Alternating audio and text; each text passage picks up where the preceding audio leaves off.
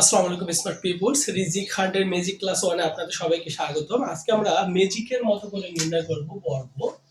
So কিছু short tricks অবলম্বন করব যার মাধ্যমে প্রত্যেকটা সংখ্যারই আপনার বর্গ করতে পারবেন।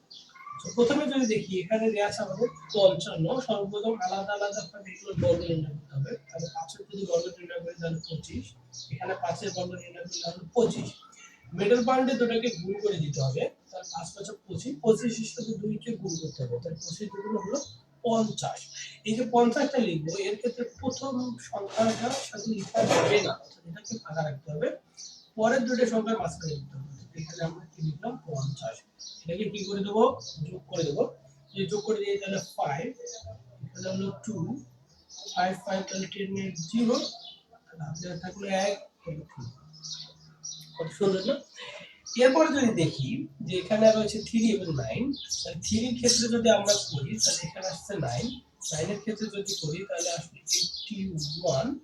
এখন আমাদের পরবর্তী কাজ কি? পরবর্তী কাজ হলো এটাকে গুণ করে দেওয়া। তাহলে 3 আর 9 কে গুণ করলে কত হয়? 27, 27 কে যদি 2 দ্বারা মাল্টিপ্লাই করি তাহলে কত আসে? 54। তাহলে 54 কোথায় লিখতে হবে? সর্বপ্রথম সংখ্যাটাকে লেখা যাবে না, এর পরবর্তীতে তাহলে এখানে লিখতে হবে। তাহলে এখানে কি লিখবো? 54। এটা কি করে দিতে হবে? যোগ করে দিতে হবে। যদি যোগ করি তাহলে 1, এখানে 8 এবং 4 কে যদি যোগ করি তাহলে কত আসে? তাহলে 2, তাহলে 1 হাতে থাকে। সো এখানে 10, 10 আর फिर 5 যদি দিই তাহলে 50। চমৎকার না? ম্যাজিকের মতো হয়ে যাচ্ছে।